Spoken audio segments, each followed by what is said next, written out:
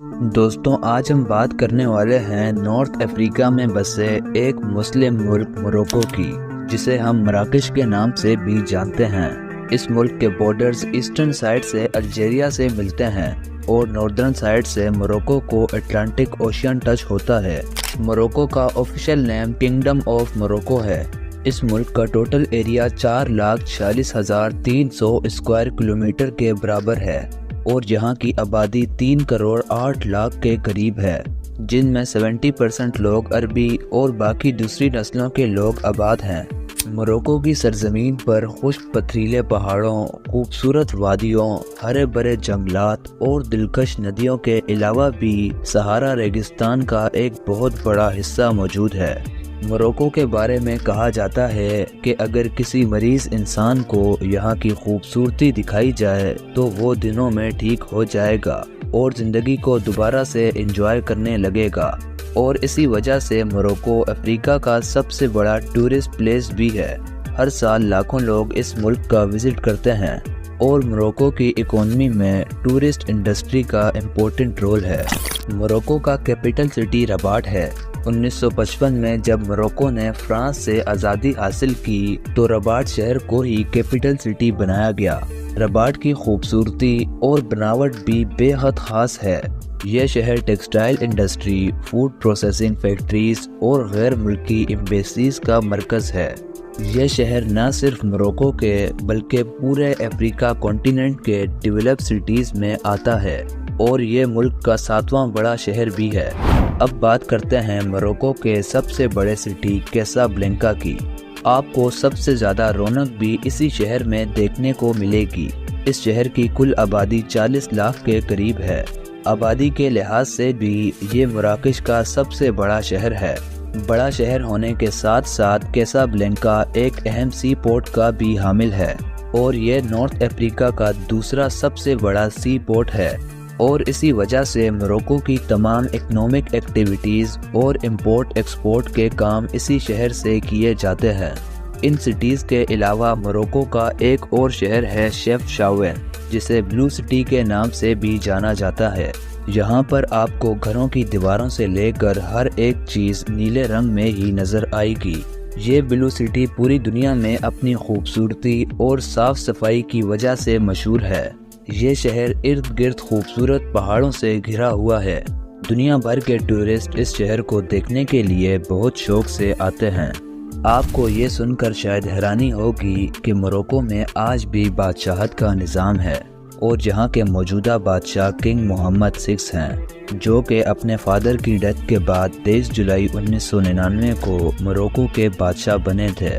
Morocco میں دنیا کی سب سے پرانی یونیورسٹی بھی موجود ہے۔ اس یونیورسٹی کا نام یونیورسٹی آف قیروین ہے، جو کہ 859 AD میں بنائی گئی تھی اور آج تک چل رہی ہے۔ موروکو میں لٹریسی ریٹ 85% ہے۔ یہاں ایجوکیشن پر ابھی بھی فوکس کیا جا رہا ہے، جس کی وجہ سے موروکو ہر آنے والے دن اپنے تعلیم کے نظام کو اور بہتر بنا رہا ہے۔ اس ملک کے 99% لوگ اسلام مذہب کو ماننے والے ہیں اور یہاں کی آفیشیل زبان بھی عربک ہے۔ اگر وقت کی بات کی جائے تو موروکو پاکستان سے 4 گھنٹے اور انڈیا سے 4.5 گھنٹے پیچھے ہے۔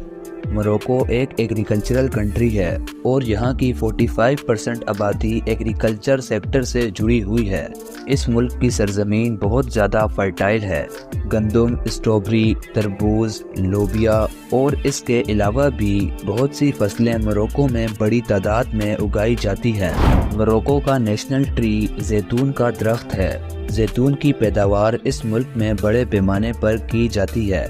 زیتون کا پھل ہو یا زیتون کا تیل، موروکو اسے پوری دنیا میں ایکسپورٹ کرتا ہے، جس سے ملک کی اکانومی کو بہت فائدہ ہو رہا ہے۔ موروکو کی اکانومی میں ایگریکلچر سیکٹر بیک بون کی حیثیت رکھتا ہے، مطلب یہاں کی مضبوط اکانومی کے پیچھے یہاں کے محنتی کسانوں کا ہاتھ ہے۔ اگر آج کے دن موروکو کی حالت دوسرے افریقن کنٹریز سے بہتر ہے تو اس کا کریڈٹ بھی یہاں کے لوگوں کو ہی جاتا ہے۔ جی ہاں، موروکو کے لوگ بہت محنتی ہوتے ہیں۔ یہ ایک دن میں 10 سے 12 گھنٹے تک بھی کام کرتے ہیں۔ اتنی محنت کر کے بھی اگر ان کا کام مکمل نہ ہوا ہو تو یہ چھٹی والے دن بھی کام کرتے ہیں اور کام ختم کیے بغیر یہ کبھی پیچھے نہیں ہٹتے۔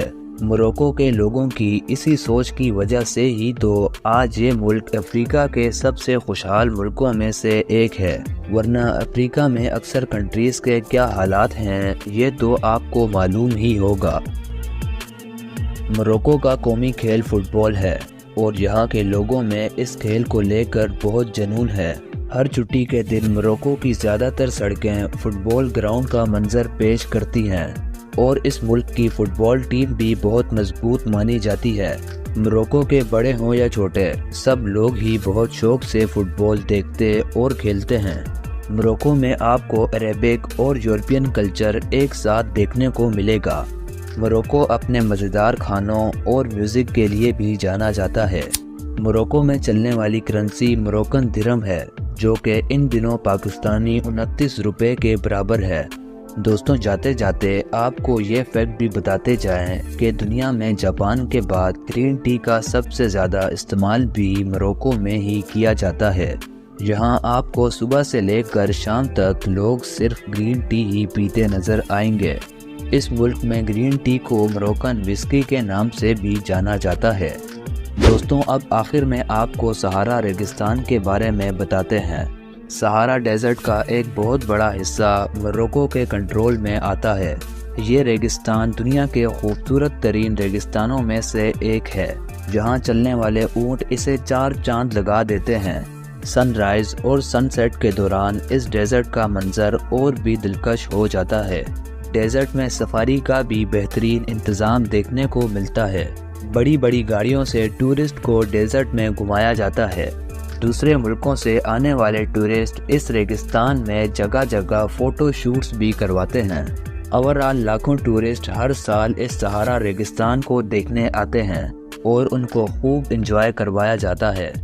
تو دوستوں، یہ تھی ہماری آج کی موروکو کے ریلیٹڈ انفارمیٹیو اور انٹرٹیننگ ویڈیو، جو یقیناً آپ کو پسند آئی ہوگی۔ دنیا کو جاننے کے اس سفر پر ہمارے ساتھ جڑنے کے لیے AU انفو کو سبسکرائب کرنا مت بھولیں۔ تو ہم ملتے ہیں کسی اور مزیدار ٹاپک کے ساتھ۔ اللہ حافظ۔